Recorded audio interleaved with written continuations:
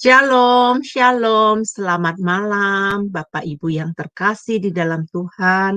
Tidak terasa hari ini kita ketemu kembali hari Jumat, pelajaran sejarah penebusan dari buku seri yang kelima. Bapak Ibu, hari ini pelajaran sangat penting untuk kita memahami tembok Yerusalem dan Nehemia.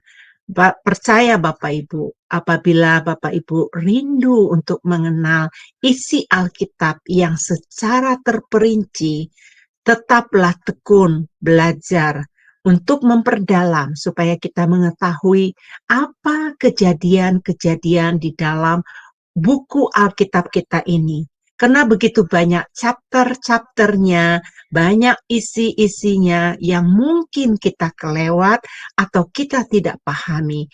Oleh sebab itu Bapak Ibu, sebelum kita memulainya, mari kita undang Ibu Christine untuk memimpin kita di dalam doa pembukaan.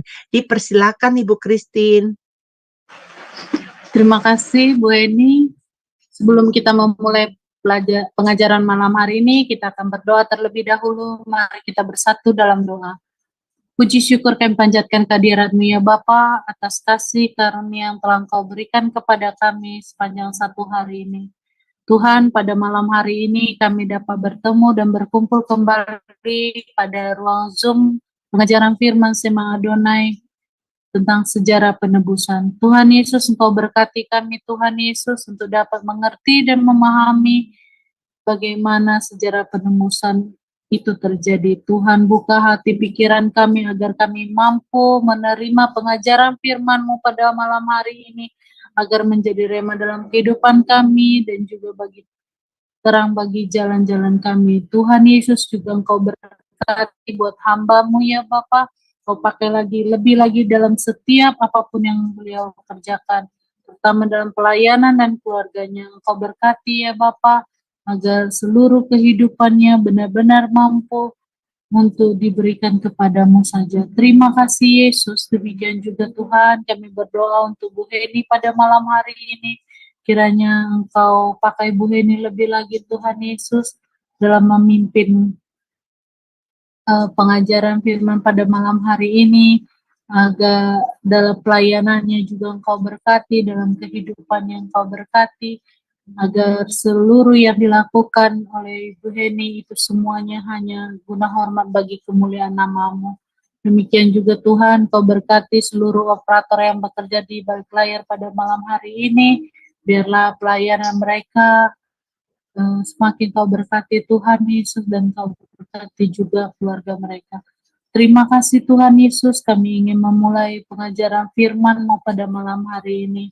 Kau berkati juga perangkat dan internet kami, agar pengajaran firman-Mu pada malam hari ini tidak terhalang, dan juga mampu kami terima dengan baik. Terima kasih Tuhan, terpujilah nama-Mu, kami ingin memulai pengajaran firman-Mu pada malam hari ini. Di dalam putra-Mu kami berdoa dan mengucap haleluya. Amin.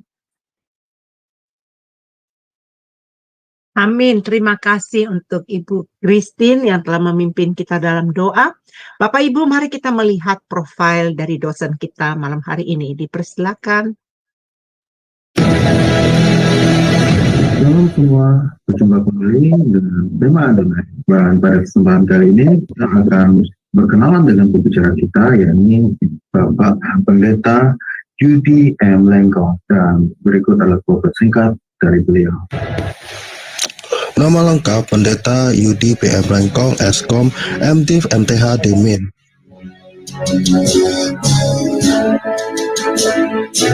Tanggal lahir Manado, 21 Oktober tahun 1979. Alma mater, sarjana komputer Eskom di Universitas Bina Nusantara Jakarta pada tahun 2003. Master of Divinity MDiv di Presbyterian General Assembly Theological Seminary, Florida, US pada tahun 2010.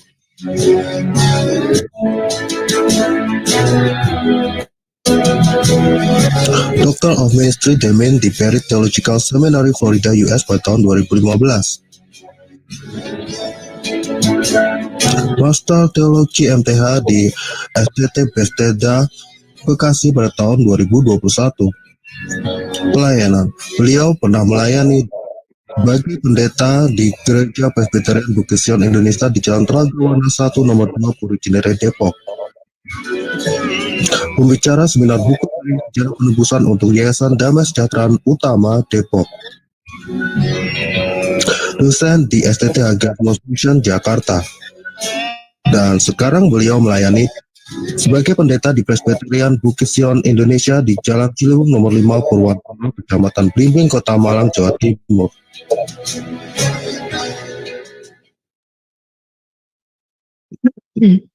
Ya, Bapak Ibu yang terkasih, demikian profil dari Bapak dosen kita. Nah, untuk lebih lanjutnya, Bapak Ibu, ayo saya mengundang. Betul-betul Anda fokus dalam mempelajari pelajaran ini, karena pelajaran ini banyak sekali yang tidak Anda dapatkan dari gereja lokal. Melalui pengajaran sejarah penebusan, kita diajak melihat dari sudut pandang ini, kita bisa melihatnya lebih dalam, lebih detail. Oleh sebab itu, Bapak Ibu saya undang, mari kita mempersiapkan hati untuk belajar lebih sungguh-sungguh.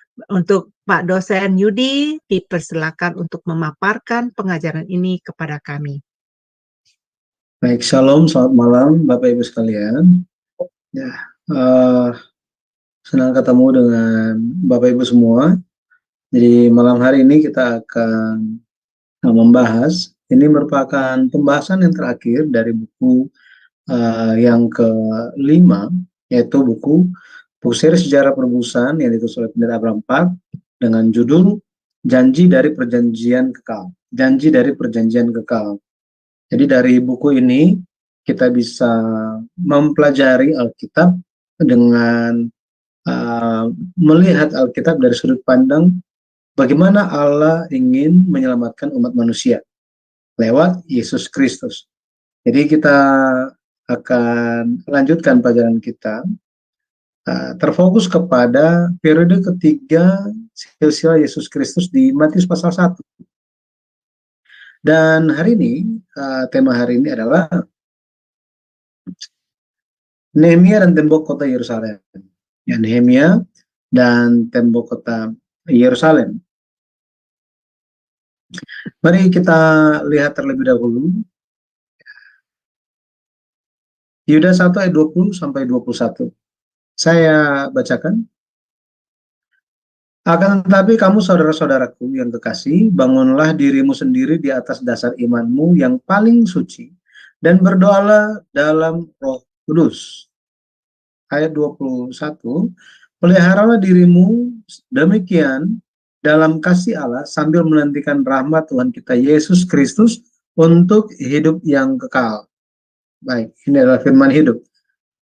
Bapak Ibu yang terkasih dalam Tuhan Yesus Kristus, kalau kita lihat di ayat yang tadi, ditekankan betapa penting kita membangun diri kita. Nah, Rasul Paulus katakan bahwa kita semua adalah bait suci Roh Kudus. Kenapa? Karena Roh Allah tinggal berdiam bersama-sama kita. Nah, kita harus membangun. Yesus Kristus, dialah bait suci yang sejati. Dialah bait suci yang sejati. Sama seperti itu, kita harus mengikuti jejak Kristus, kita pun harus membangun bait suci kita. Ya, malam hari ini kita berfokus kepada pemulangan ketiga dari Babel. Apa yang terjadi pemulangan ketiga dari Babel? Jika kita ingat lagi pelajaran kita sebelumnya, kita telah belajar bahwa orang Israel, khususnya Yehuda Selatan, mereka dibuang ke Babel karena dosa dan kejahatan mereka sebanyak 3 gelombang. Demikian juga setelah 70 tahun berlalu, umat Israel pulang dari Babel atau pulang ke Yerusalem dalam 3 gelombang. Nah, pelajaran hari ini berfokus kepada pemulangan yang ketiga. Setiap pemulangan dari Babel itu memiliki tujuan. Pemulangan yang pertama kita tahu bahwa itu bertujuan untuk membangun bait suci. Membangun bait suci. Yang kedua, pemulangan yang kedua itu bertujuan untuk memulihkan komunitas iman. kemudian merapikan uh, penyembahan penyembahan di bait suci, gitu ya. Jadi untuk memulihkan komunitas perjanjian. Dan apa yang menjadi tujuan pemulangan ketiga? Itu adalah untuk membangun tembok Yerusalem sekeliling, ya, sekeliling kota Yerusalem. Kalau kita lihat, baik. Jadi kita akan berfokus kepada periode yang ketiga ini. Kalau kita melihat di dalam Alkitab, ketika berbicara mengenai pemulangan umat Tuhan dari Babel ke Yerusalem, itu kita bisa temukan di dua kitab, yaitu kitab Ezra dan Nehemia. Fokus kitab Ezra adalah pembangunan kembali bait suci. Tetapi kitab Nehemia berfokus pada pembangunan kembali tembok Yerusalem. Ya, seperti ini. Sehingga ketika kita baca kitab Ezra, pikiran kita harus terfokus kepada apa? Oh iya, kita sementara baca mengenai sejarah bagaimana orang-orang, umat-umat Tuhan membangun kembali bait suci. Kitab Nehemia, oh mereka membangun tembok Yerusalem. Kenapa kitab-kitab ini berfokus kepada tugas-tugas tersebut? Dan bagaimana Yesus mengenapinya dan apa hubungannya dengan kita? Ya, sambil kita belajar, saya berdoa kiranya kita menerima kasih karunia dan memahami firman Tuhan dan tujuan Tuhan bagi kita semua. Baik, kalau kita perhatikan Nehemia, dia adalah pemimpin rombongan yang terakhir, ya, rombongan yang ketiga, dan tugasnya adalah membangun kembali tembok Yerusalem. Di Nehemia 7 ayat 1 mencatat hal itu. Dan ketika berbicara mengenai membangun, di dalam bahasa Ibrani, akar kata membangun atau dibangun, ini bicara mengenai hal mendirikan, membangun, atau memperkuat. Dari sini kita bisa mengerti bahwa, pembangunan tembok Yerusalem itu adalah untuk memperkuat, untuk melindungi komunitas iman dari serangan luar.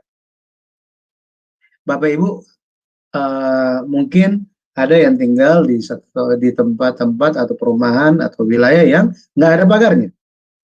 Kenapa nggak ada pagar? Ya aman semuanya gitu ya. Tetapi kebanyakan kalau kita lihat rumah-rumah itu, apalagi di Indonesia, itu pagar semua. Dari sini kita bisa mengetahui bahwa kenapa kita membangun pagar rumah. Itu adalah untuk melindungi dari luar, gitu ya. Semua gangguan-gangguan yang bisa muncul dari luar. Sama seperti itu. Tujuan tembok Yerusalem dibangun adalah untuk apa? Untuk memperkuat perlindungan atau pertahanan dari komunitas iman, ya, komunitas perjanjian orang Israel. Akan tetapi kalau kita lihat mengenai tembok ini bukan hanya sekedar dibangun begitu saja.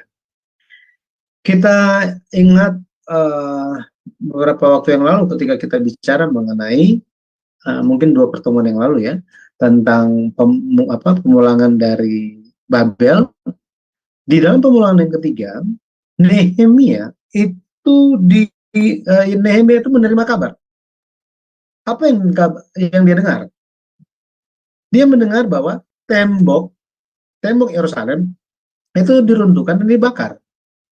Dari sini kita tahu bahwa dulu itu pernah dibangun, sudah selesai, akan tetapi terdapat gangguan sehingga itu diserang, dihancurkan, dan dibakar. Pintu-pintu gerbangnya pun sudah dibakar semuanya. Nehemia pasal 1, kita baca hal itu. Iya kan? Tetapi, semua yang terjadi, kalau kita lihat, mulai dari pemulangan pertama, pemulangan yang kedua, semua terjadi atas izin bahkan perintah dari Raja Persia. Benar kan? Dari Raja Persia. Tetapi kenapa tembok Yerusalem itu bisa dihancurkan? Itu kan kalau ketahuan ketahuan, orang-orang yang mengganggu itu ketahuan oleh Raja Persia, pasti Raja Persia akan hukum mereka. Tetapi kenapa itu bisa hancur? Nah, itu ada ceritanya. Karena mereka itu ketika mereka membangun tembok Yerusalem, musuh-musuh mereka yang di sekeliling Yerusalem membuat surat kepada Raja Artasasta dan menyampaikan bahwa nanti mereka kalau sudah selesai bangun tembok kota, selesai membangun tembok kota Yerusalem, mereka tidak akan bayar pajak lagi. Itu adalah bentuk pemberontakan mereka. Gara-gara hasutan seperti ini, Raja Persia itu yang bernama Artasasta mengeluarkan perintah untuk menghentikan pembangunan itu. Dan Bapak Ibu tahu siapa nama raja yang memerintahkan Nehemia pulang untuk membangun tembok Yerusalem itu? Itu adalah raja yang sama, Raja Artasasta juga. Jadi raja yang sama yang menyuruh mengeluarkan perintah untuk menghentikan pembangunan tembok Yerusalem, raja yang sama memerintahkan Nehemia untuk membangun kembali. Nah, makanya di zaman itu, jika seorang raja sudah mengeluarkan suatu putusan, maka putusan itu tidak boleh dicabut. Nah, ini. Tetapi kita bisa melihat tangan kanan Allah yang murah, yang penuh kemurahan, itu membukakan jalan. Sehingga dia memerintahkan Nehemia untuk membangun. Tapi kalau kita lihat, pembangunan ini mengalami hambatan yang tak henti-hentinya. Nah, kita akan lihat beberapa. Jadi kita akan fokus kepada proses pembangunannya, tentang hambatannya, dan bagaimana itu bisa selesai. Ya, jadi yang pertama kita lihat hambatan yang tak henti-hentinya terhadap pembangunan tembok kota ini. Ada 3 hal kita akan lihat. Yang pertama itu adalah hambatan dari dalam. Hambatan dari dalam artinya apa? Dari orang Yahudi juga, dari orang Yehuda. Tembok kota itu dibangun supaya tidak ada serangan dari luar. Tetapi justru ini ada serangan dari dalam. Jadi Bapak Ibu bisa bayangkan, kalau misalnya kita sementara ingin pelayanan di gereja, tiba-tiba ada jemaat yang lain mulai menghasut dan mulai melawan setiap pelayanan kita. Apa yang terjadi? Bisa kacau balau kan? Bisa kacau balau. Gangguan dari luar kita bisa mengerti, tetapi gangguan dari antara jemaat Tuhan akan sulit untuk dipahami. Benar ya? Nah, apa yang terjadi di sini? Hambatan dari antara orang-orang yang pulang dari dari Babel. Nah, kalau kita lihat hambatan itu mulai dari pemuka-pemuka Tekoa. Pemuka-pemuka Tekoa ini siapa? Coba kita lihat dulu, gitu ya. Kita coba lihat dulu Nehemia 3 ayat yang kelima. Mari kita lihat Nehemia 3 ayat yang kelima. Nehemia 3 ayat yang kelima. Coba kita lihat ayat ini. Berdekatan dengan dia, orang-orang Tekoa, hanya pemuka-pemuka mereka tidak mau memberi bahunya untuk pekerjaan tuan mereka. Nah, di sini kita bisa melihat orang-orang Tekoa itu mereka melakukan perbaikan, tetapi pemuka-pemukanya itu nggak mau. Mereka nggak mau bantu. Di dalam pembangunan itu ada, kalau kita baca di Nehemia pasal 3, Nehemia pasal 4, sering muncul hal memikul dan mengangkut. Tetapi, jadi ketika memikul dan mengangkut ini, artinya orang membawa barang, gitu ya. Orang yang memikul, mengangkut benda yang berat. Ini merupakan pekerjaan yang meletihkan.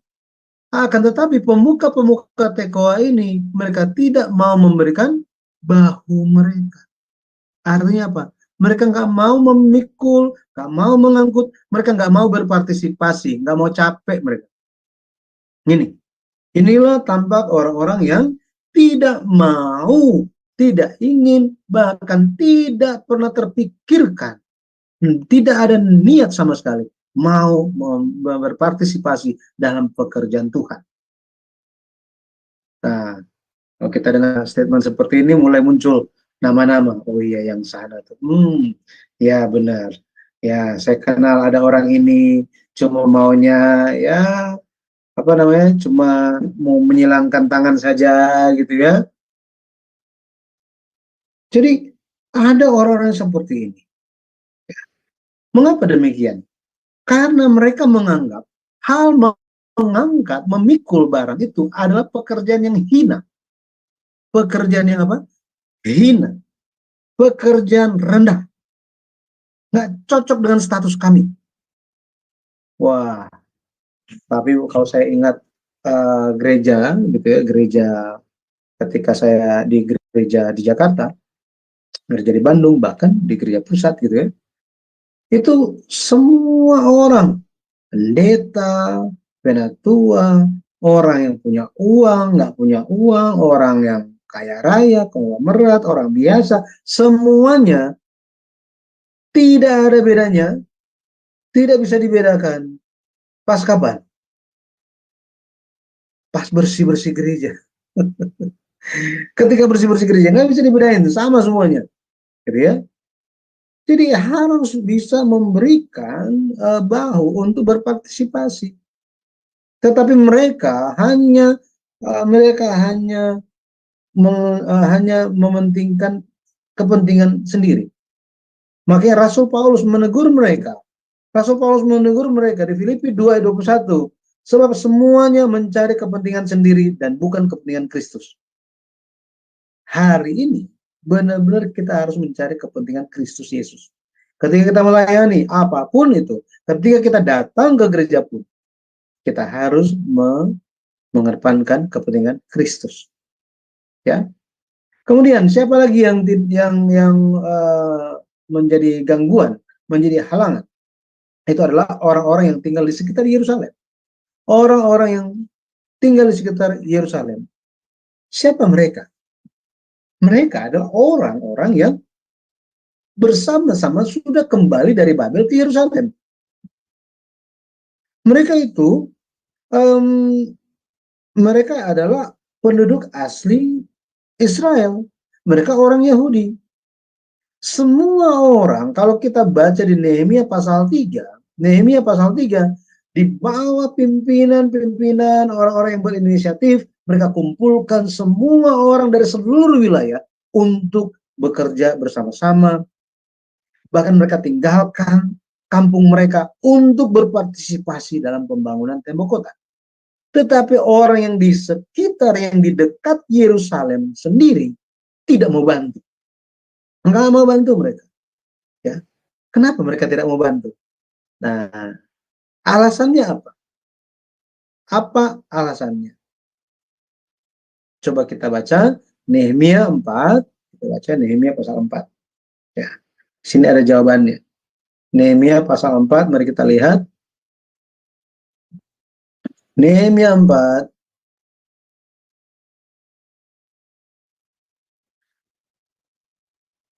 ayatnya yang ke-1 dan 2. Ya, 1 dan 2. Oke, saya baca. Ketika Sanballat mendengar bahwa kami sedang membangun kembali tembok, bangkitlah amarahnya dan ia sangat sakit hati. Ia mengolok-olokkan orang Yahudi dan berkata di hadapan saudara-saudaranya dan tentara Samaria, apa gerangan yang dilakukan orang-orang Yahudi yang lemah ini? Apakah mereka memperkokoh sesuatu? Apakah mereka hendak membawa persembahan? Apakah mereka akan selesai dalam sehari? Apakah mereka akan menghidupkan kembali batu-batu dari timbunan puing yang sudah terbakar habis seperti ini? Ya. Ayat 3 bilang apa? Lalu berkatalah Tobia orang Amon itu yang ada di dekatnya. Sekalipun mereka membangun kembali, kalau seekor anjing hutan meloncat dan menyentuhnya, robohlah tembok batu mereka. Nah, ada ancaman-ancaman yang demikian dari orang-orang Samaria. Orang-orang Samaria. ayat 12 dikatakan apa? Ya, ayat 12 dikatakan ketika orang-orang Yahudi yang tinggal dekat mereka sudah 10 kali datang memperingatkan kami, mereka akan menyerang kita dari segala tempat tinggal mereka. Nah, di sini dilihat bahwa orang-orang Yahudi yang tinggal dekat, mereka sudah 10 kali datang memperingatkan kami. Ini maksudnya apa? Maksudnya orang-orang lagi sementara bekerja, kemudian orang-orang Yahudi yang tinggal di sekitar Yerusalem, ini mereka ketakutan terhadap ancaman dari orang Samaria itu, dari Sanbalat dan Tobia. Mereka bukannya berdoa, mereka penuh dengan ketakutan, mereka tidak bersandar kepada Allah. Yang mereka lakukan apa? Mereka datang kepada orang-orang yang sementara bekerja, sementara bekerja dengan berjerih payah lelah untuk membangun tembok Yerusalem. Mereka datang terus bilang apa? Aduh, mereka akan serang kita, mereka akan serang kita, mereka akan serang kita. Sampai 10 kali. Bayangkan, sampai 10 kali. Di sini kita bisa lihat, orang-orang ini, orang-orang Yahudi yang tinggal dekat Yerusalem, mereka dipenuhi dengan ketakutan. Kenapa mereka takut? Bapak Ibu, mereka takut gara-gara apa? Gara-gara mereka tidak bersandar kepada Tuhan. Ini, gara-gara apa? Mereka tidak bersandar kepada Tuhan. Gara-gara apa? Gara-gara mereka tidak percaya kepada Tuhan. Gara-gara apa? Gara-gara mereka hanya penuh dengan pikiran-pikiran negatif sehingga perkataannya pun negatif. Jadi kita harus hati-hati. Di saat kita bersandar kepada diri kita sendiri, kepada pikiran kita sendiri, tidak bersandar kepada Allah, nah kita udah mulai mundur itu. Jika kita itu menampakkan ketidakpercayaan kita kepada Allah, meskipun kemana-mana kita sampaikan, oh aku percaya Tuhan, aku percaya Tuhan. Pada akhirnya apa? Kita akan menjadi orang-orang yang bukan memberikan semangat, tetapi menjatuhkan semangat orang. Jika sampai apa? Jika muncul perkataan, jika tidak mau membantu, diam aja. Diam aja. Ya, pernah dengar mengenai hal ini? Maka kita perlu memperhatikan bahwa ada orang-orang yang seperti ini. Negative thinking all the time, gitu ya. Tetapi kalau kita lihat, semua pengerjaan-pengerjaan lain tetap menjadi satu iman dan tetap membangun. Luar biasa. Ya. Dan yang ketiga, siapa mereka? Oh, maaf, ini saya belum ganti gitu ya. Yang ketiga itu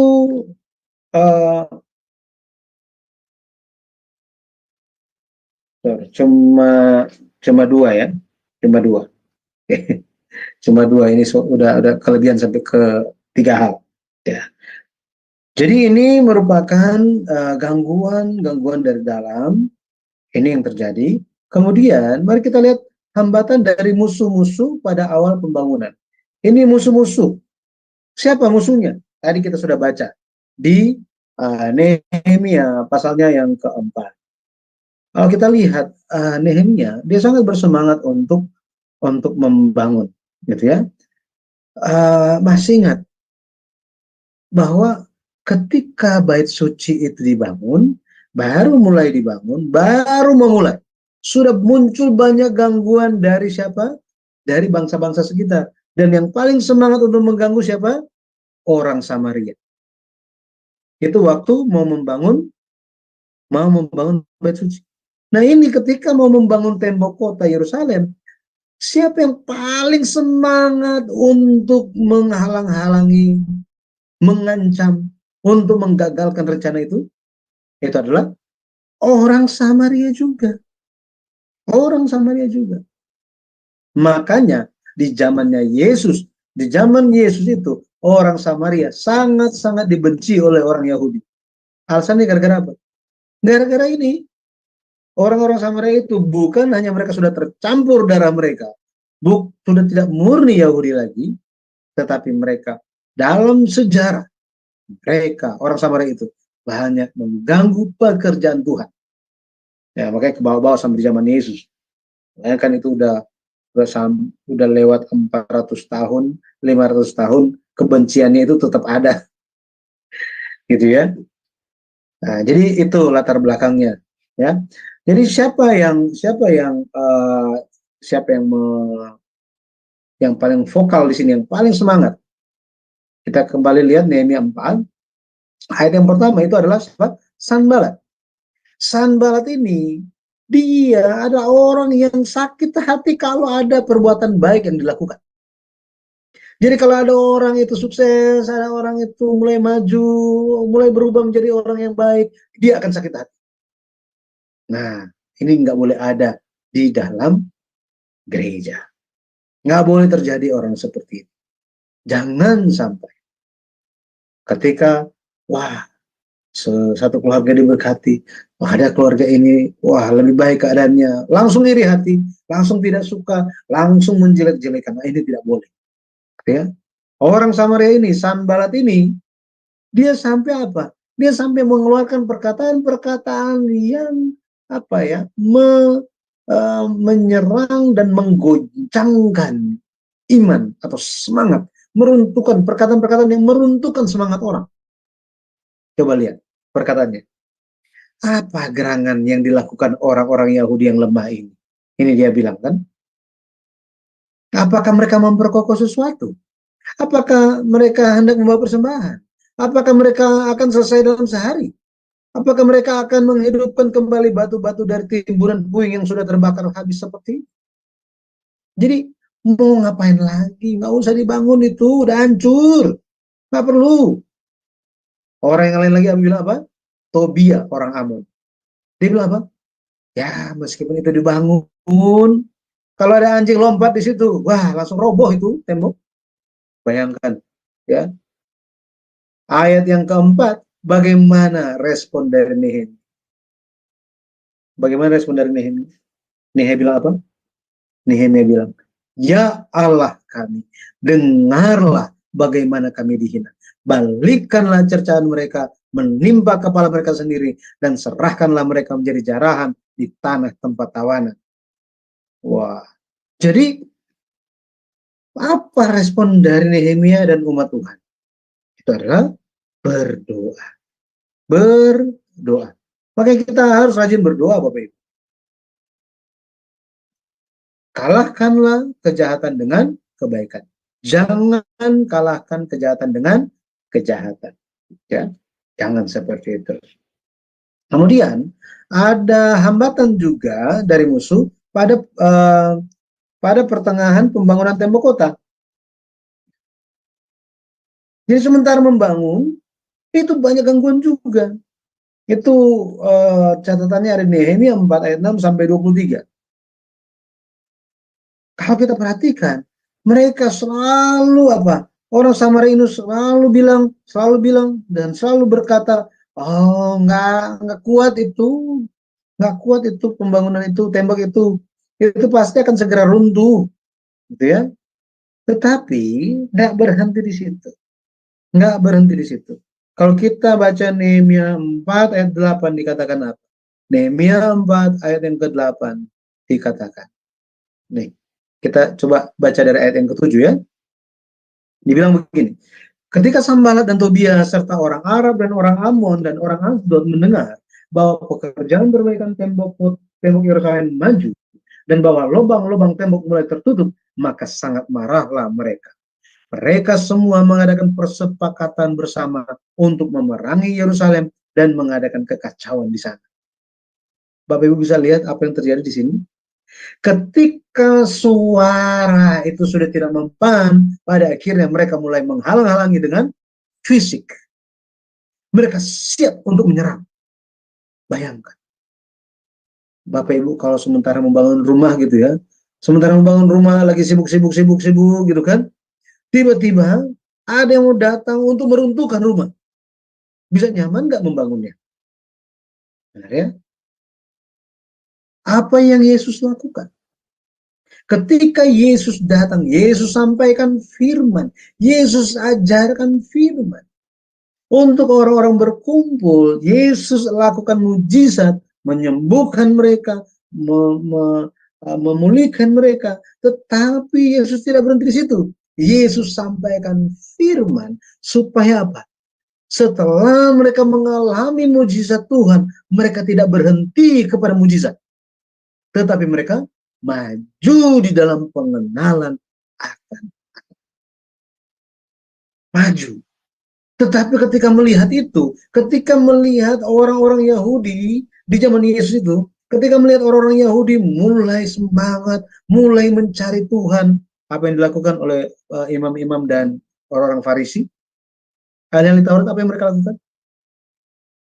Mereka mencari cara untuk menjatuhkan Yesus. Bapak Ibu pernah bertemu dengan orang-orang yang mau menjatuhkan ketika kita lagi semangat-semangat untuk melayani Tuhan?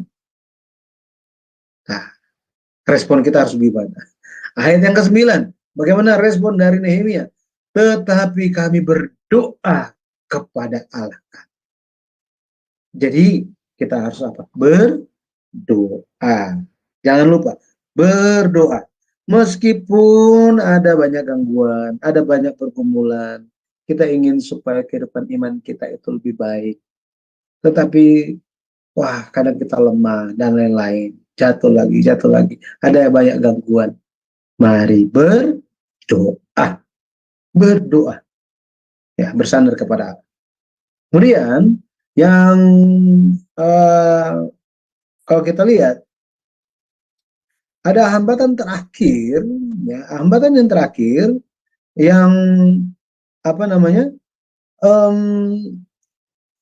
musuh-musuh ini lakukan. Mereka lihat bahwa apa? Ancaman lewat suara, lewat perkataan tidak mempan. Ancaman lewat mempersiapkan apa namanya?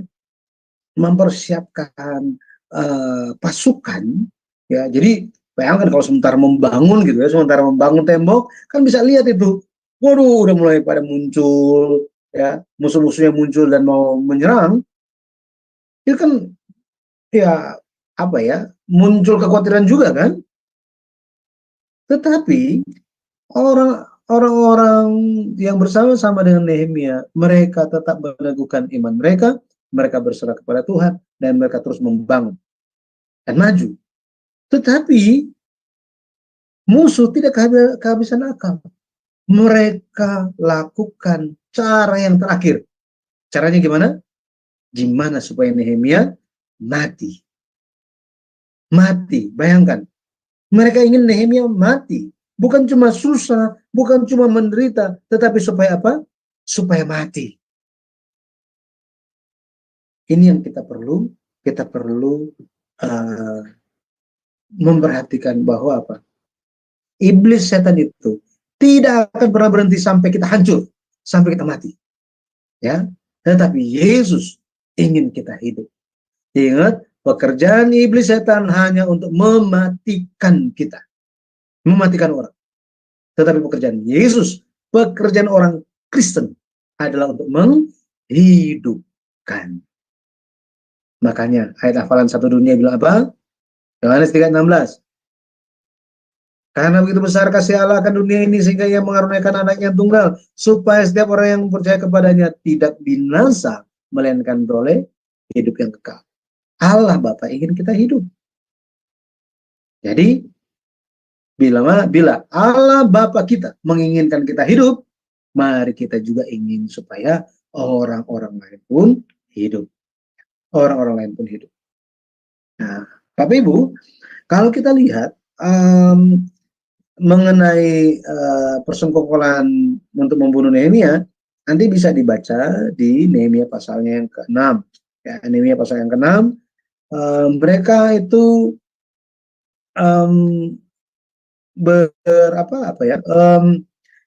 berupaya untuk membawa Nehemia itu keluar, ya, keluar dari kota Yerusalem untuk berunding. Nanti di sana mereka bisa bunuh. Ya. Ada juga sampai-sampai apa? Sampai-sampai ada suatu rencana bagaimana supaya Nehemia itu bisa masuk bertemu di bait suci, dan mereka hendak menjebak jika Nehemia masuk ke bait suci, maka dia akan mati di dibunuh.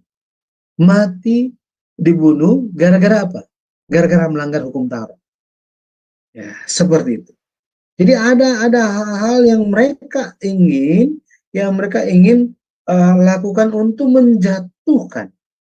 Ya, Nehemia dia bukanlah seorang imam. Ya, Nehemia bukanlah seorang imam.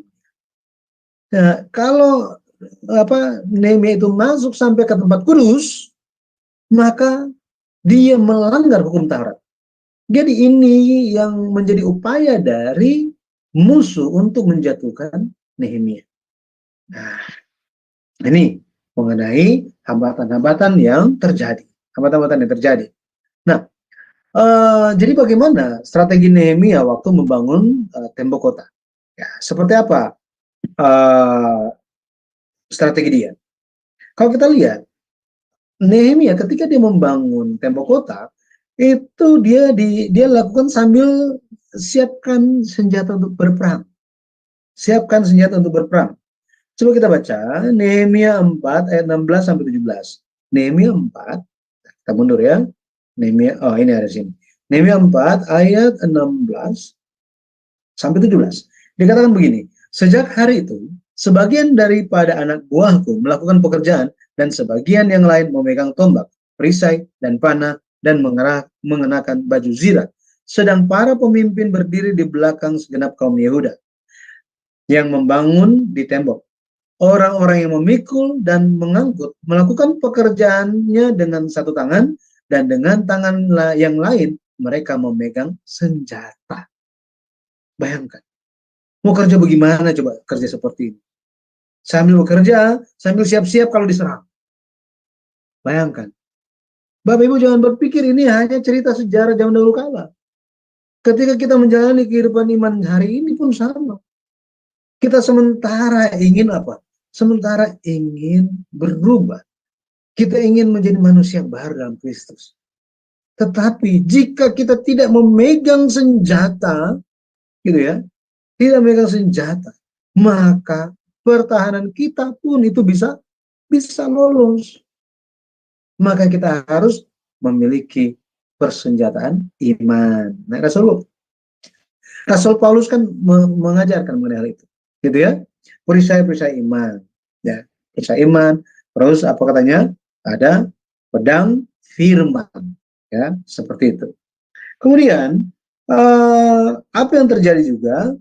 Dikatakan bahwa setiap orang yang membangun bekerja dengan berikatkan pedang pada pinggangnya dan di sampingku berdiri peniup sangkakala. Nah, mengapa demikian?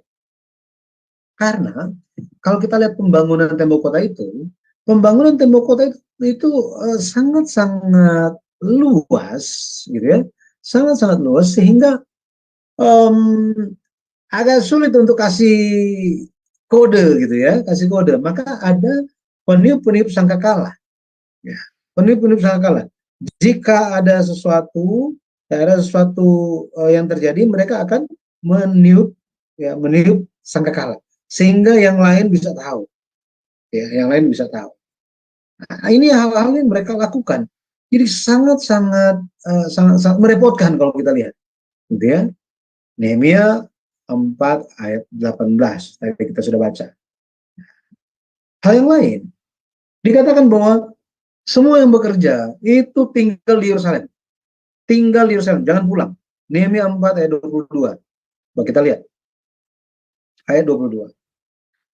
Pada waktu itu juga, aku berikan perintah kepada rakyat, setiap orang dengan anak buahnya harus bermalam di Yerusalem, supaya mereka mengadakan penjagaan bagi kami pada malam hari dan melakukan pekerjaannya pada siang hari. Jadi kita bisa lihat mereka siang malam itu, ya, siang dan malam itu berjaga-jaga. Berjaga-jaga. Sangat-sangat, sangat-sangat melelahkan. Sangat-sangat melelahkan. Ayat 23 dikatakan apa? Demikianlah aku sendiri, saudara-saudaraku, anak buahku, dan para penjaga yang mengikut aku. Kami semua tidak sempat menanggalkan pakaian kami. Setiap orang memegang senjata dengan tangan kanan. Bahkan apa? Saat tidur pun masih pakaian lengkap dengan pegang senjata. Waduh. Mereka sangat berjaga-jaga. Berjaga-jaga. Kalau kita baca di Matius pasal 24 dan Matius pasal 25, Yesus dengan panjang lebar memberikan perumpamaan-perumpamaan. Tujuannya satu, supaya kita berjaga-jaga. Berjaga-jaga. Ini yang harus kita juga lakukan, ya. Dan kalau kita lihat pada akhirnya tembok kota itu bisa diselesaikan dalam 52 hari. 52 hari. Waktu yang sangat cepat. Sangat cepat. Bahkan tidak sampai 2 bulan. Ya, tidak sampai 2 bulan. 52 hari. Mereka tidak pulang ke rumah mereka selama 52 hari. Mereka tetap ada di posisi masing-masing sampai akhir.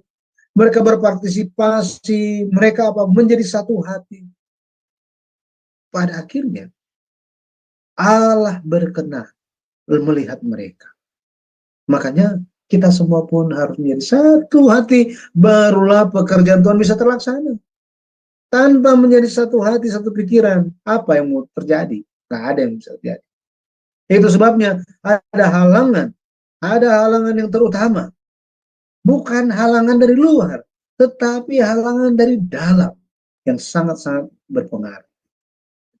Ya, halangan-halangan ini bisa muncul gara-gara apa sih? Gara-gara ada kesombongan, ada perkataan negatif, ada ketakutan karena tidak bersandar kepada Tuhan. Jadi, hari ini kita perlu untuk bersandar kepada Tuhan. Bersandar kepada Tuhan. Ada lagu him lama dikatakan, aku berserah pada Yesusku. Ya. Jadi berserah. Mereka melakukan semua hal itu dengan apa? Berdoa. Nehemia 4 ayat 9. Tetapi kami berdoa kepada Allah kami. Di tengah-tengah semua gangguan, semua halangan, semua ancaman, dalam kritis. Bagaimana? Apa yang mereka lakukan? Mereka berdoa kepada Allah. Apakah hanya berdoa? Kalau kita lihat di Nehemia 4 ayat 14 dikatakan bahwa apa? Bahwa mereka pun siap sedia. Jangan kamu takut terhadap mereka. Ingatlah kepada Tuhan yang maha besar dan dahsyat dan berperanglah untuk saudara-saudaramu, untuk anak-anak lelaki dan anak-anak perempuanmu, untuk istrimu dan rumahmu. Sini kita bisa lihat Bapak, kita perlu doa dan kita perlu berjaga-jaga, menjalankan, memegang iman kita sampai akhir. Pada akhirnya setiap kehendak yang baik dari Tuhan akan dikenapi lewat hidup kita. Nah, dalam 52 hari semua diselesaikan. Pada akhirnya, apa yang terjadi? Mereka selesai. Setelah mereka selesai, apa yang mereka lakukan? Mereka merayakan hari raya. Kemudian mereka melakukan reformasi iman. Reformasi iman lewat Ezra membacakan firman Tuhan. Mereka semua mendengarkan. Dan pada akhirnya tembok Yerusalem semuanya itu ditabiskan lewat suatu acara mereka keliling dengan puji-pujian. Dengan puji-pujian itu mereka memuji Tuhan, tembok kota itu ditabiskan. Pada akhirnya, pada bagian akhir, mereka membuat perjanjian. Setiap kaum keluarga, mereka taruh perjanjian. Bahwa apa? Mereka akan menjadi umat Tuhan. Mereka akan melakukan segala yang difirmankan Tuhan. Karena mereka telah menerima berkat yang berharga. Perlindungan dari Tuhan kan? Bayangkan temboknya sementara dibangun, mereka sudah dilindungi oleh Tuhan. Bapak Ibu, hari ini mari kita senantiasa percaya bahwa Tuhan Yesus menyertai kita. Dia Immanuel. Dia hadir. Yehova Shammah. Allah hadir di situ. Saya berdoa dalam nama Tuhan Yesus Kristus, kiranya kita menerima berkat Yehova Shammah, bahwa Allah hadir di dalam bait suci hati kita. Mari kita senantiasa membangun pagar, sehingga lewat pagar ini kita akan dilindungi dari serangan-serangan materialisme, sekularisme, bahkan ajaran-ajaran yang menyesatkan, yang menyimpang, yang muncul di hari-hari terakhir ini. Tuhan Yesus memberkati. Saya kembalikan kepada Ibu Reni. Terima kasih untuk Bapak Pendeta Yudi. Pengajaran pemaparan yang diberikan kepada kami hari ini sangat-sangat memberkati.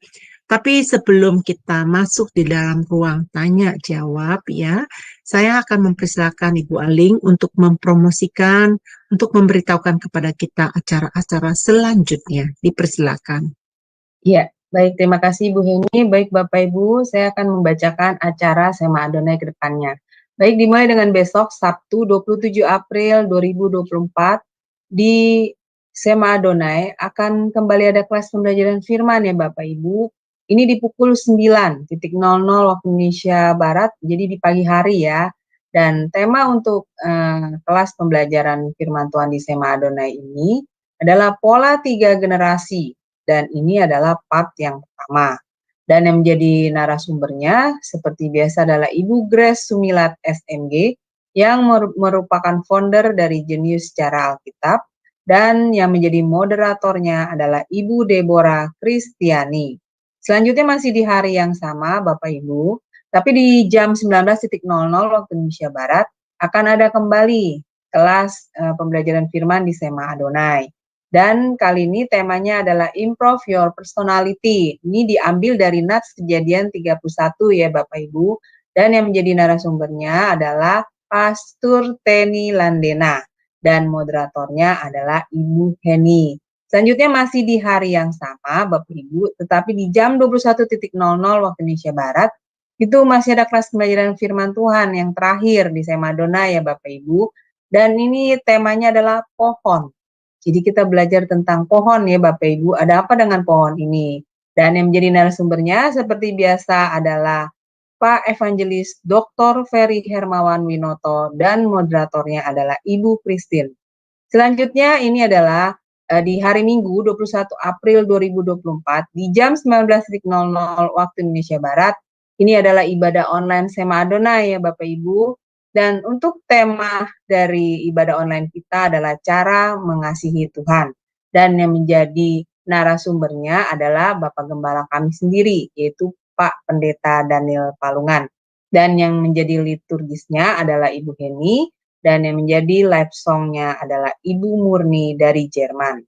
Dan selanjutnya ini adalah renungan pagi Sema Adonai ya Bapak Ibu, diadakan setiap hari dari Senin sampai dengan Sabtu, dimulai dari jam 5.30 pagi dan dilayani oleh hamba-hamba Tuhan yang sangat memberkati. Jadi Bapak Ibu untuk renungan pagi Sema Adonai, kemudian untuk renungan pagi dari Bapak Gembala kami sendiri, yaitu Pak Pendeta Daniel Palungan, yang diadakan setiap hari Jumat 1 kali dalam seminggu, dan juga ibadah online kami, yaitu ibadah online Sema Adonai, itu semua hanya Bapak Ibu dapat ikuti di channel Cahaya Firman. Jadi tidak di-live-kan di channel-channel yang lain ya Bapak Ibu. Jadi bagi Bapak Ibu yang belum subscribe channel baru kami, yaitu channel Cahaya Firman, tolong subscribe channel YouTube baru kami Bapak Ibu, sehingga Bapak Ibu bisa mengikuti keseluruhan acara-acara dari Sema Adonai, terutama yang tidak di-live-kan di channel-channel lain. Jadi hanya di-live-kan di channel Cahaya Firman.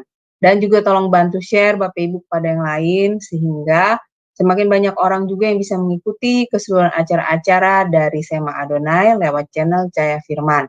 Dengan gitu Bapak Ibu telah sekaligus membantu channel kami untuk menjadi lebih berkembang dan menjadi berkat lagi bagi banyak orang. Terima kasih Bapak Ibu atas perhatiannya. Tuhan berkati. Terima kasih untuk Bu Aling. Baik Bapak Ibu yang terkasih, kita akan membuka untuk ruang tanya jawab ya. Bapak Ibu telah mempelajari tadi pelajaran ini. Saya berharap Bapak Ibu bisa menangkap karena pelajaran ini sangat penting. Kita tahu bahwa di kitab Nehemia dari ayat 1 pasal 1 sampai 13 itu mengenai pembangunan tembok ini ya, dan pemulangan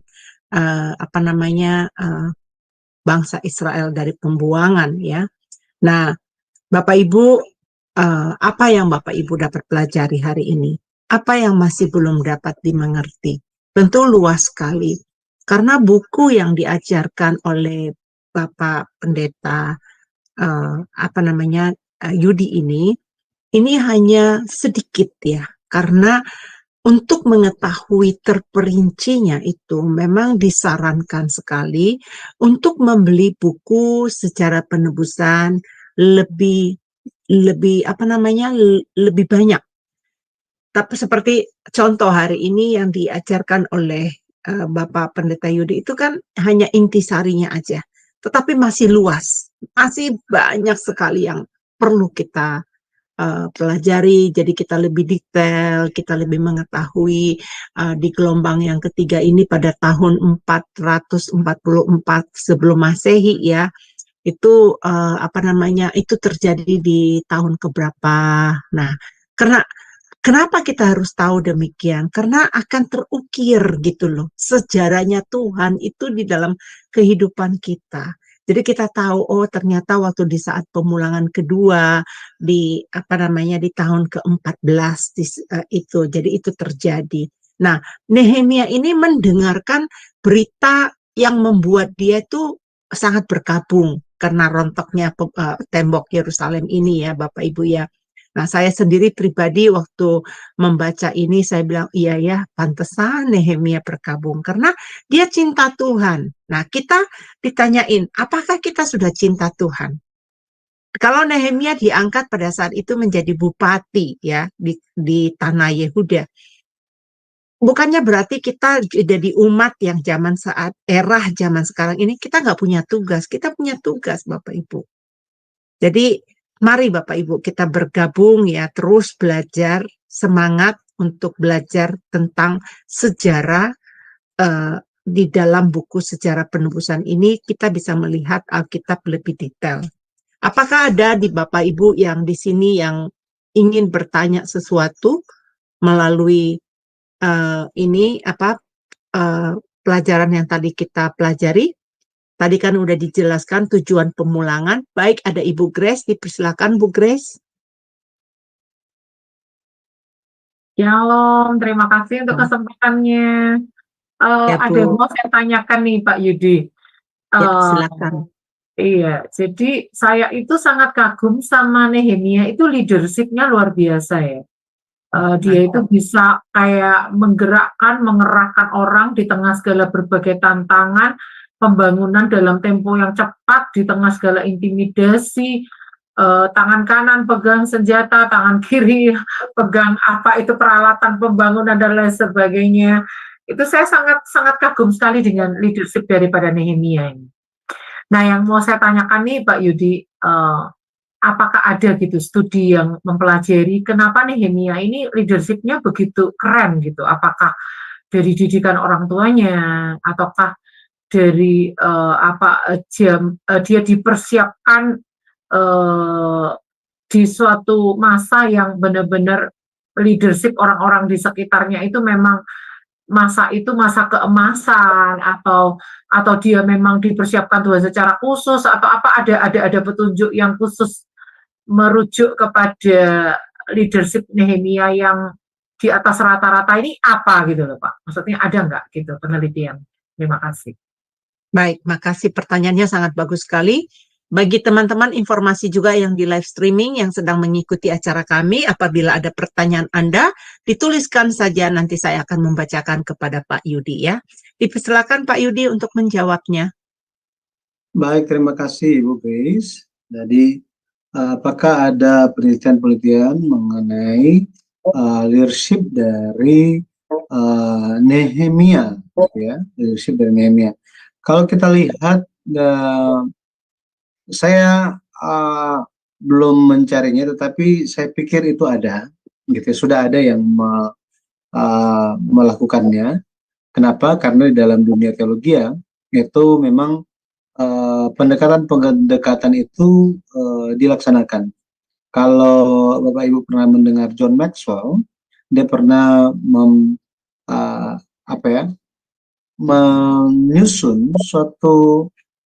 menyusun Alkitab versi leadership, gitu. Ini John Maxwell, sangat terkenal, sampai sekarang pun ada organisasi yang dijalankan untuk terus-menerus mengajarkan kepemimpinan itu. Dan di dalam kitab versi kepemimpinan John Maxwell, jadi dia memberikan catatan-catatan di dalam kepemimpinan yang muncul di dalam Alkitab. Nah, seperti itu.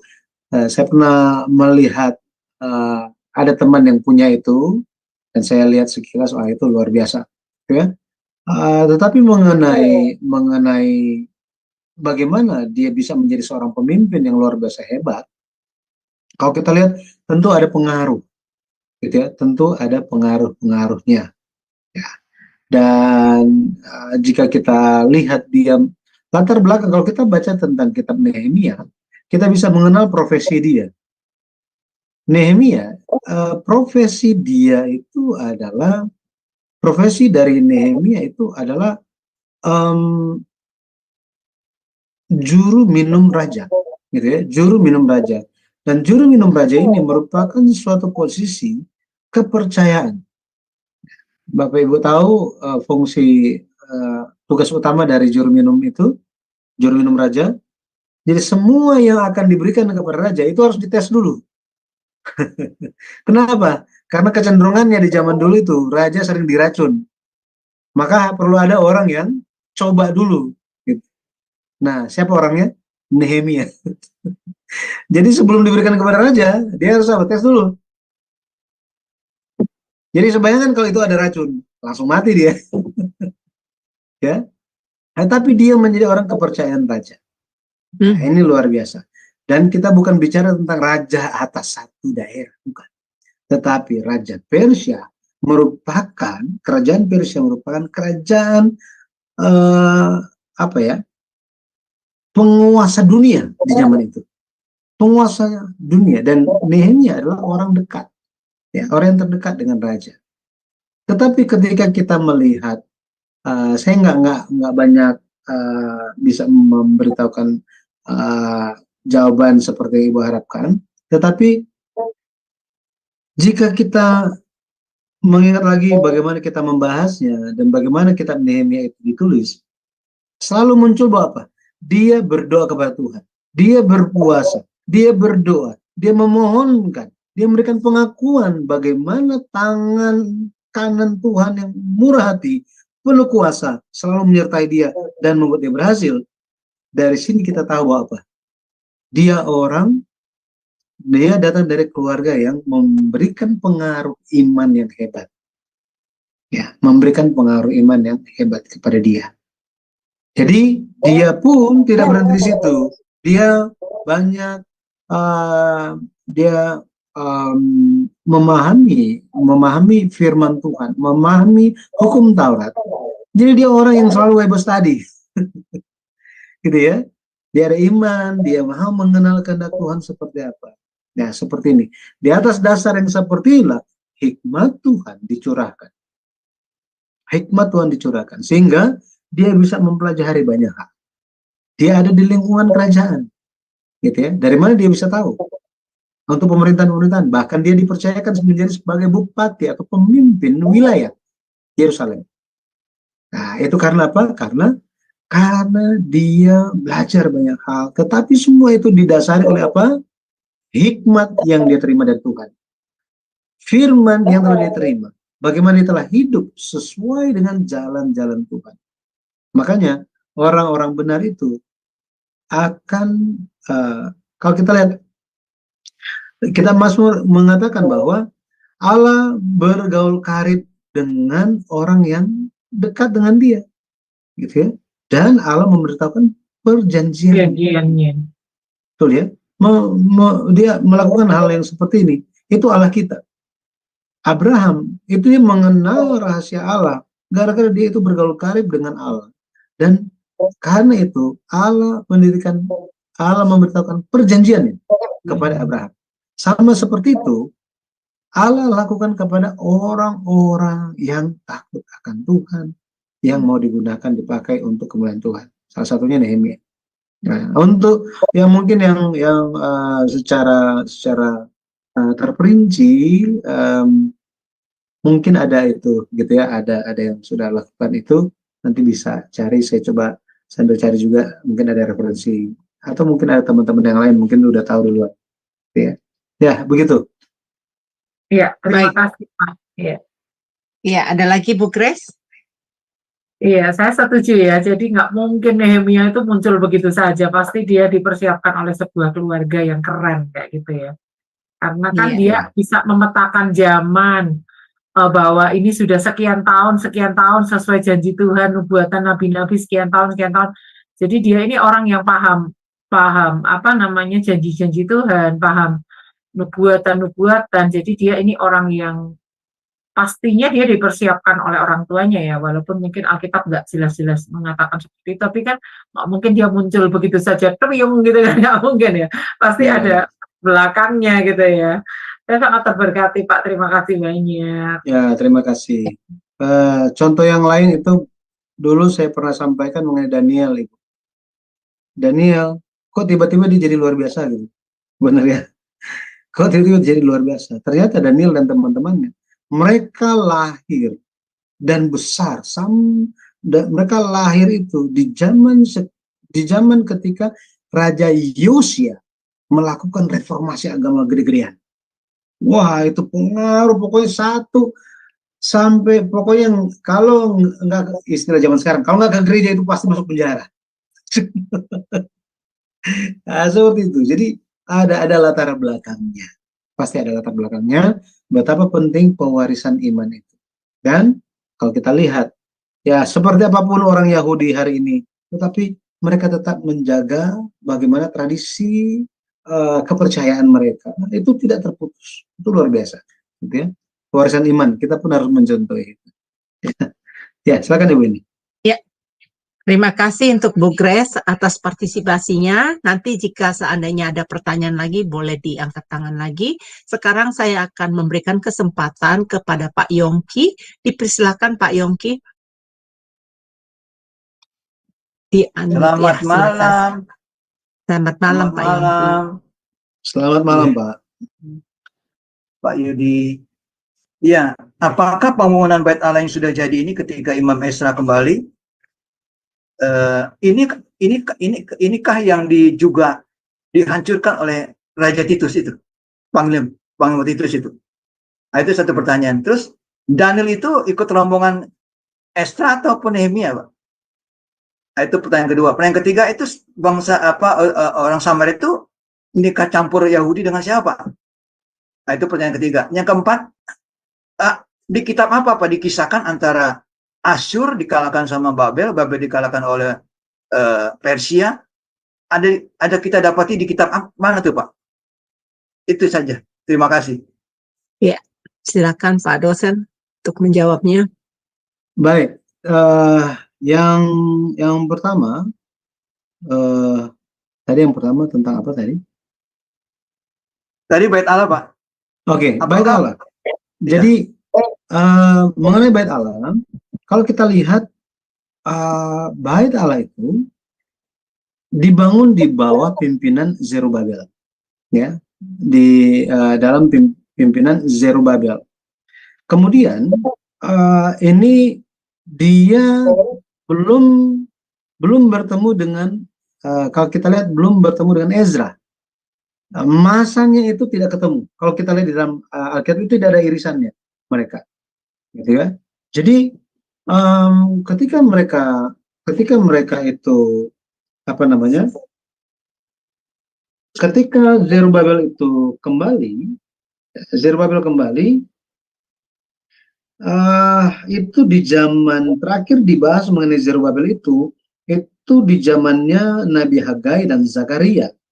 Tetapi Nabi Hagai, Nabi Zakaria, mereka yang menyaksikan bagaimana bait suci di Yerusalem itu selesai dibangun kembali, itu terakhir mereka sampai tahun 480, ya, 480 sebelum Masehi.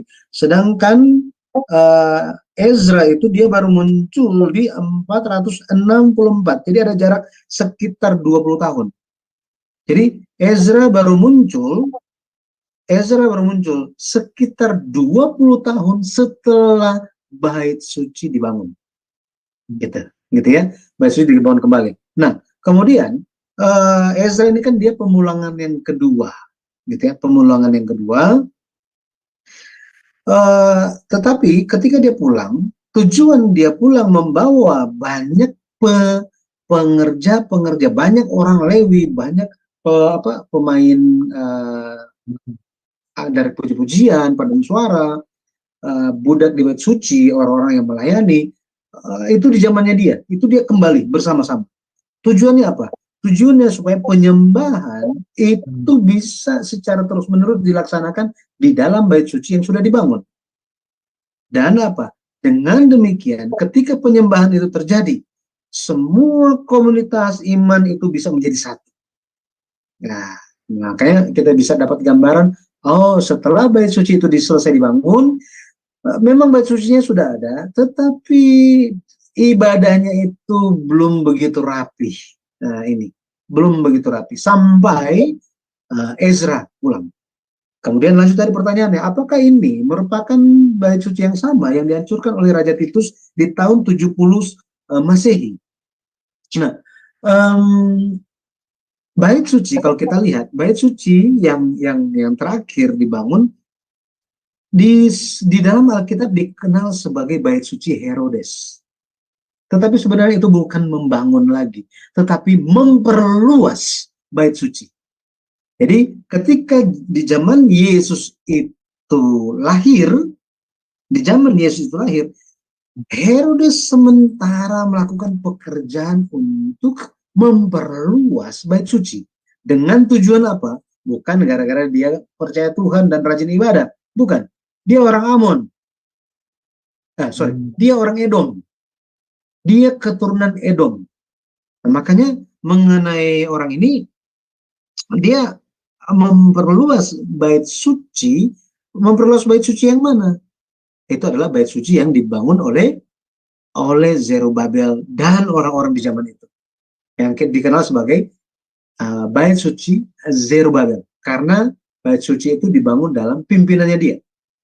Di atas dasar bangunan bait suci yang sudah diselesaikan setelah dibangun oleh Zerubabel, Herodes datang, dia memerintah, dan untuk mengambil hati orang-orang Farisi, apa yang dilakukan? Dia memperluas bait suci itu. Nah, di sini.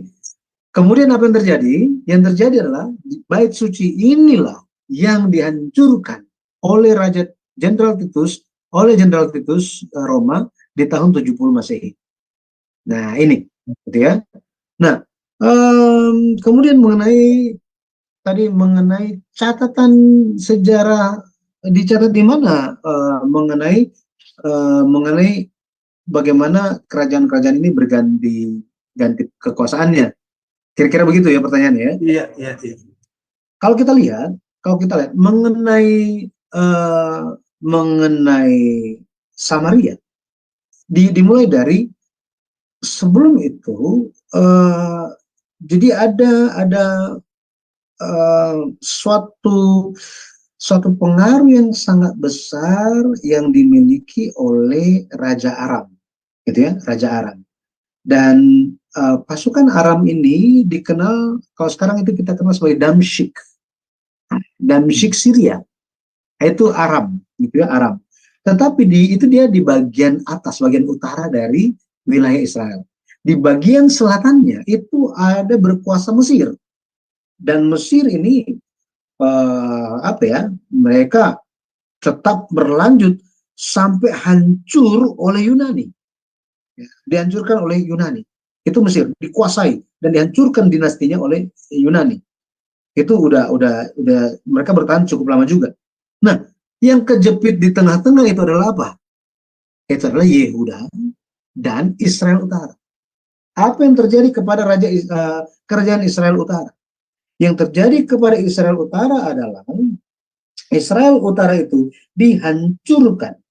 Ya, itu dihancurkan. Kalau kita baca di 2 Raja-Raja pasal 18, 2 Raja-Raja pasal 18, di situ membahas Raja Israel Utara yang terakhir yang bernama Hosea.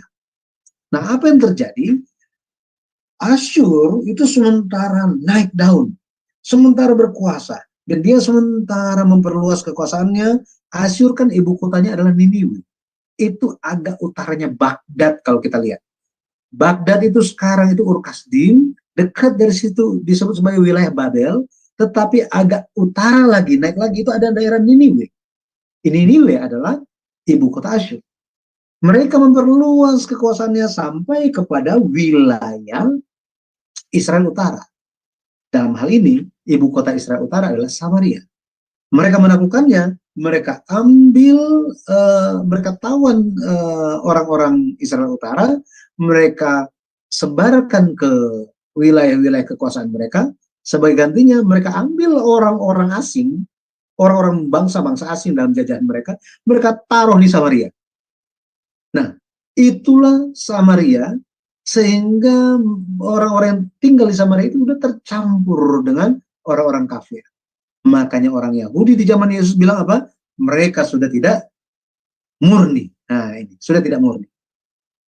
Catatan-catatan sejarah, kalau kita lihat sejarah di dalam Alkitab itu masih dibahas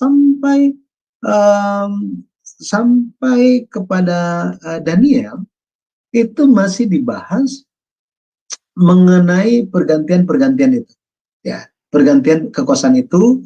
Tetapi Daniel dia hanya membahas sampai kepada Persia, sampai kepada Persia. Tetapi Allah memberikan nubuat kepadanya. Allah memberikan nubuat kepada Daniel mengenai patung Nebukadnezar. Ya, itu kan. Dia mengartikan mimpi Firaun kan. Kemudian ada juga penglihatan yang Daniel terima, itu di Daniel pasal 7, kemudian ada lagi pencatatan yang sama seperti itu, tetapi dalam ekspresi yang berbeda, gitu ya. Daniel pasal 7 bicara mengenai tentang kerajaan-kerajaan yang akan berganti. Nah, kerajaan-kerajaan yang akan berganti di masa depan. Secara khususnya kalau kita lihat Daniel pasal 5, Daniel pasal 5 itu mencatat kekuasaan Babel yang terakhir, Raja Belshazzar. Di Daniel pasal 6 itu sudah media Persia. Nah, ini masih dicatat gitu ya dalam Alkitab. Selebihnya adalah nubuatan. Dan nubuatan ini dicatat semua dalam sejarah dunia. Dan sejarah dunia ini dicatat di mana? Dicatat oleh Flavius Josephus. Dia mencatat beberapa buku tentang sejarah Israel, tentang perang orang Yahudi. Itu buku yang menarik, tapi sangat banyak informasinya. Dan pendeta Abraham Park menyusunnya, menyederhanakan, merangkumnya dalam buku yang kelima dan yang keenam, sehingga kita bisa memahami secara kronologis, gitu. Nah, itu jadi dicatat tentang bagaimana peralihan kekuasaan dunia waktu itu, dicatat secara sejarah nyata itu oleh Flavius Josephus. Dia adalah sejarawan yang diakui oleh seluruh dunia. Padahal dia orang yang tinggal di zaman 70 Masehi, di zaman ketika Yerusalem hancur, bait suci diruntuhkan, gitu ya.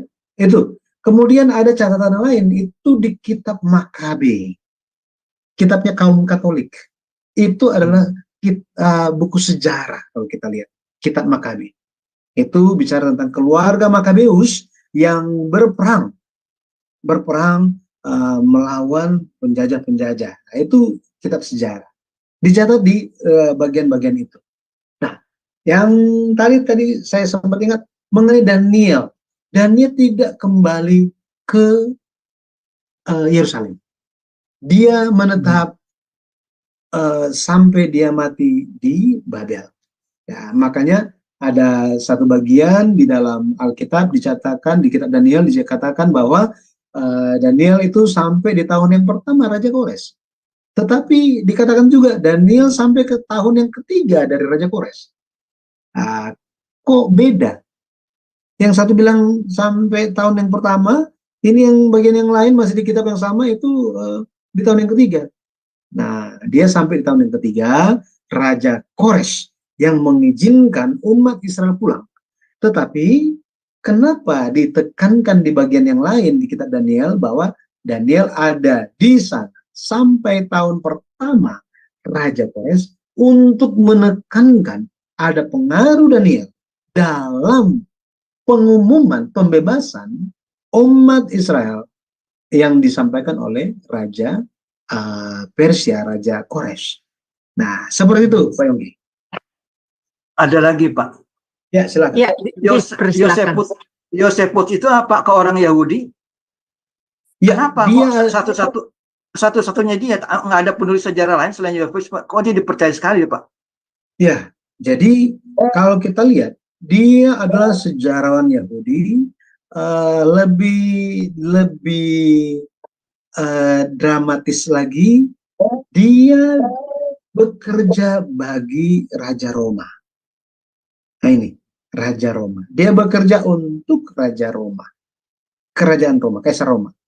Makanya orang Yahudi di zaman itu melihat Flavius Josephus sebagai pengkhianat negara. Pengkhianat negara. Gitu. Nah itu ada dalam bukunya. Ada dalam bukunya, dia tuliskan kisah dia juga. Nah, dia memang profesinya adalah seorang juru catat, juru tulis. Dan kita tahu bahwa di dalam kerajaan-kerajaan di zaman dulu, di dalam sejarah, di samping raja, itu selalu ada yang catat. Ada yang tulis apa yang terjadi. Sama seperti kita di pengadilan ada memonya, ada juru tulisnya, seperti itu. Itu merupakan suatu tradisi. Maka dia merupakan orang yang diakui oleh orang Roma. Jadi secara profesi dia adalah memang sejarawan, tukang catat. Bagi orang Yahudi, dia dikenal sebagai pengkhianat. Pengkhianat kenapa? Karena ketika bangsa Israel itu dihancurkan oleh Jenderal Titus, dia lolos. Gitu ya. Dia bersama-sama dengan orang Roma. Seperti itu. Dia orang Yahudi, Pak. Iya, Pak itu penulis Yosefus ini apakah dia percaya Taurat atau gimana? Ada apa dia penyembah berhala, Pak? Jadi dia adalah orang Yahudi sejati. Dia mencatat, dia satu-satunya orang yang mencatat dengan lengkap 77 imam besar dari Harun sampai Pinehas. Jadi Harun dia adalah imam besar pertama. Pinehas adalah imam besar yang terakhir yang menjabat itu di tahun 70 Masehi. Ketika apa? Ketika setelah Yerusalem dihancurkan, Bait Suci dihancurkan, sudah tidak ada lagi itu imam besar. Genap 77 imam besar. Alkitab mencatat juga, tetapi tidak semua. Alkitab hanya mencatat itu di kitab Tawarik pasal 6 kalau kita bisa baca di situ. Itu ada silsilah imam besar. Dicatat, kemudian muncul lagi, tidak dicatat, kemudian muncul lagi imam-imam besar di zaman Yesus. Nah, di zaman Yesus. Tetapi versi lengkapnya dicatat oleh Flavius Josephus. Dia juga menuliskan tentang Yesus. Dia juga menuliskan tentang Yesus. Ya, ada pendapat dia siapa Yesus itu, apa yang dia lakukan. Makanya ada kalau kita lihat film-film tentang zaman-zaman itu, pasti harus penulis cerita itu, pembuat film itu harus memperhatikan catatan Flavius Josephus dan Alkitab. Gitu.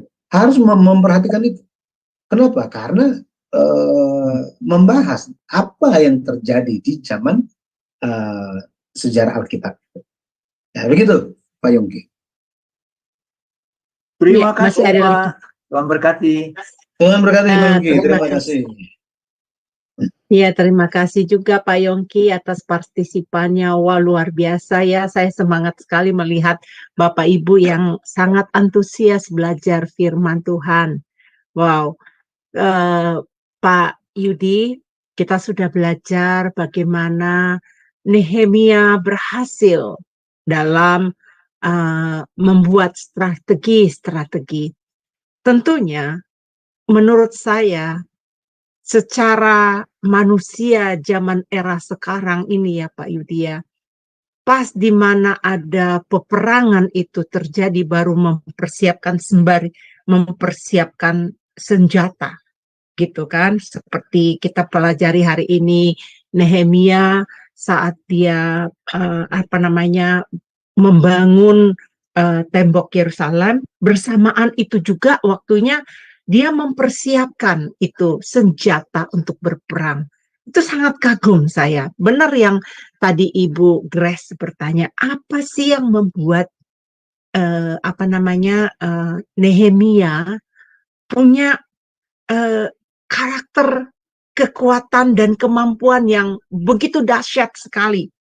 Nah, saya pernah baca di kitab Nehemia 8 ayat 18 kalau nggak salah Pak. Itu mungkin bisa kita buka ya. Nehemia 8 ayat 18. Kalau di 18 atau 19 yaitu di kitab itu. Saya coba buka ya. Itu kunci yang saya pegang sampai saat ini. Kalau saya nggak lupa ya. Maaf ya teman-teman, sebentar saya carikan dulu. Kalau Pak Yudi udah bisa menemukan, mungkin bisa bantu saya. Nehemia 8 ayat 18. Ayat 19, ayat bagian terakhirnya ya, kalau dari laptop ya. Ya, itu Pak, benar. Itu saya bacakan ya. Nehemia ini, ya, dia mengatakan bagian-bagian kitab Taurat itu dibacakan tiap hari. Dari hari pertama sampai hari terakhir. 7 hari lamanya mereka merayakan hari raya itu, dan pada hari yang ke-8 ada pertemuan raya sesuai dengan peraturan. Jadi yang saya pelajari, yang saya tangkap Pak Yudi, ini mungkin buat tambahan buat kita semua ya, yang saya dapatkan itu adalah bagaimana Nehemia ini memiliki kesetiaan dan dia tekun. Ada orang ya mau ngikut Tuhan tapi nggak setia. Ada ikut Tuhan tapi nggak mau tekun. Di firman Tuhan udah diajarkan kita untuk merenungkan firman Tuhan itu siang dan malam. Dan di sini saya melihat rahasia keberhasilan dari Nehemia itu. Dia mengajak umatnya untuk membangun tembok Yerusalem kembali dengan dia sendiri membaca firman Tuhan itu ya setiap hari, nggak ada bolongnya loh. Firman Tuhan mengatakan. Jadi itu yang saya sangat kagumkan, karena pada zaman saat ini kita manusia-manusia ini mudah berjanji, mudah berikhtiar. Kita mau melayani Tuhan, tapi dalam satu sisi kita juga terikat, tertarik dengan dunia ini. Nah, mari saya mengajak, mari kita menjadi umat kudusnya Tuhan dengan memiliki visi yang dari Tuhan seperti Nehemia. Nah, tadi Pak Yudi memberitahukan bahwa Nehemia ini kan juru minumnya raja. Kemudian sebelum dikasih raja minum, dia coba dulu. Nah, berarti Nehemia ini nggak gegabah juga ya. Kalau menurut saya itu gegabah atau gimana Pak Yudi? Karena kadang-kadang manusia ini kan gegabah mengambil langkah dalam keputusan. Gegabah gitu. Tetapi ini Nehemia saya lihat nggak. Berarti apakah dia gegabah cepat mengambil tindakan gitu untuk mengamankan raja, dia minum dulu. Kalau dia aman berarti raja boleh minum gitu. Nah, menurut Pak Yudi bagaimana nih Pak Yudi? Menurut penalaran saya, ini sedang banyak sekali di otak saya nih sedang berpikir tentang Nehemia. Jadi sebenarnya itu bukan inisiatif dia, Ibu. Itu karena Ya. memang pekerjaannya. Memang disuruhnya seperti itu. Iya kan? Itu kan dia memang juru Berarti minum raja. Gitu. Dan berarti itu perlindungan Tuhan itu luar biasa atas dia ya. benar sekali. Jadi Wow. bisa bayangkan kalau misalnya kita dapat tugas seperti dia. Dan banyak orang yang nggak suka sama bos kita. Betul. Waduh, itu kan hari ini setiap kalimu itu mesti coba dulu gitu kan. Nah, jadi penuh dengan ancaman hari demi hari. Tetapi di dalam kehidupan yang seperti itu, yang mengkhawatirkan diri dia itu bukan mengenai hidup dia, tetapi yang mengkhawatirkan diri dia adalah bagaimana keadaan Yerusalem. Bagaimana kehendak Tuhan itu sekarang ini?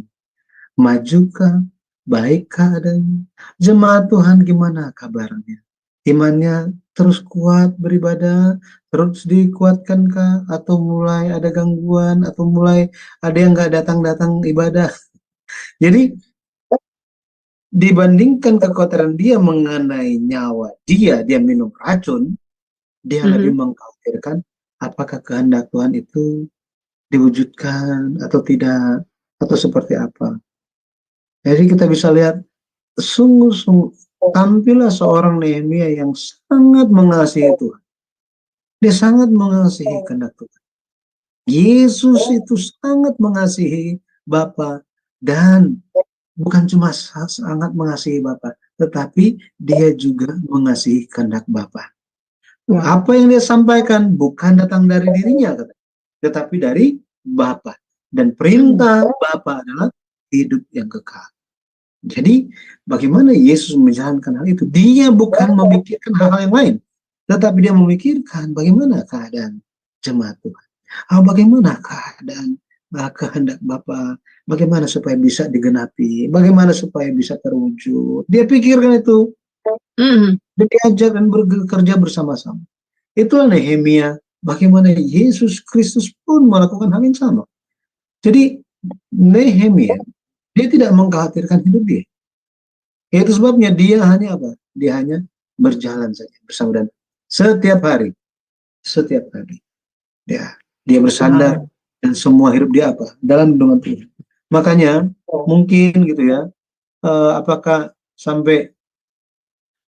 harus kita di dalam posisi Nehemia yang bisa mati di hari manapun, baru bisa itu bersandar sepenuhnya kepada Tuhan.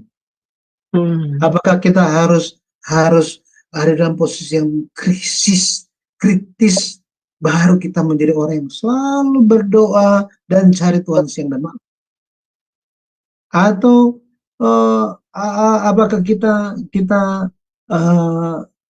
hanya dengan percaya diri terus kita nyanyi saja? Oh Tuhan, pakailah hidupku selagi aku masih kuat. Padahal sudah 70, 80. Mau apa lagi? Apakah kita harus tunggu sampai usia tertentu baru kita melayani kehendak Tuhan? Makanya kita selagi masih dikatakan hari ini, rendahkanlah hati kita, dengarlah firman Tuhan, dan jalankan. Cari kehendak Tuhan. Nah itu Nehemia, dia lebih memikirkan tentang kehendak Tuhan daripada diri dia, daripada keluarga dia. Jadi Yesus bilang, itulah orang yang berkenan kepada Tuhan. Kenapa? Karena dia menomorsatukan Tuhan, menomorsatukan kehendak Tuhan dibanding keluarga dia. Sama seperti Abraham. Abraham lebih mengedepankan perintah Tuhan daripada hidup anaknya sendiri. Bayangkan, kalau di antara kita disuruh oleh Tuhan, persembahkanlah anak sulungmu. Mau gimana juga? Benar kan? Sangat sulit. menjadi orang beriman mungkin ya orang pikir gampang gitu ya. Untuk menjadi orang yang beriman itu susah. Susah. Contohnya Bapak Abraham. Makanya dikatakan bahwa Galatia 3, kalau kita baca itu tentang keturunan-keturunan Abraham, anak perjanjian. Siapa kita? Kita adalah keturunan Abraham. Jika kita akan menjadi keturunan Abraham, jika kita ada di dalam Kristus, jika kita melakukan kehendak-kehendak Kristus. Jadi ya kembali lagi, benar-benar setiap hari harus bersandar seperti Ibu Heni bilang tadi, bersandar kepada Tuhan setiap hari. Nah, makanya kita perlu Tuhan setiap hari.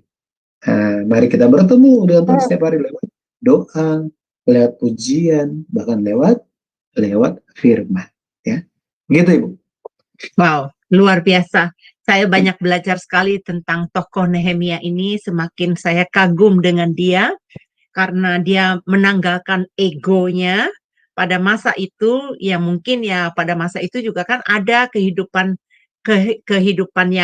yang buat dia sangat mengenakan ya. Tapi dia memilih untuk bekerja sama di ladangnya Tuhan pada zaman saat ini. Nah, baik Bapak Ibu yang terkasih, karena waktu juga kita akan mempersilahkan Bapak dosen kita untuk merangkum kesimpulannya dan buat statement akhir. Setelah itu pimpin kita di dalam doa penutup. Dipersilakan.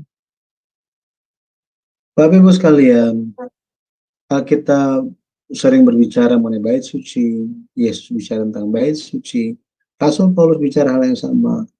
Jadi ada proses pembangunan yang harus dilakukan oleh orang yang percaya. Yesus telah menjadi batu penjuru.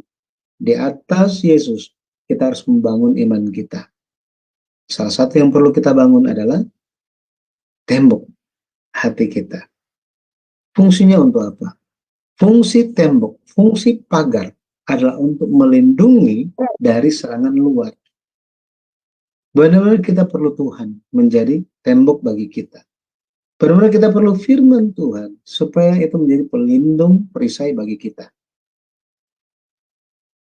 Hanya ketika kita membiarkan tembok itu menjadi turun, pada akhirnya kita akan membiarkan diri kita tercampur dengan dunia. Sehingga kekudusan kita pun bisa hilang. Kudus dan tercampur sangat berbeda. Kudus dan tidak kudus itu berbeda. Kudus dan tercampur itu pun berbeda. Allah ingin kita hidup kudus. Mari kita membangun diri kita, membangun diri kita, membangun iman kita di atas dasar Yesus, di atas dasar firman. Pada akhirnya kita bisa mampu menggenapi kehendak Tuhan, mampu menjalankan kehendak Tuhan, dan mampu untuk bertahan sampai akhir.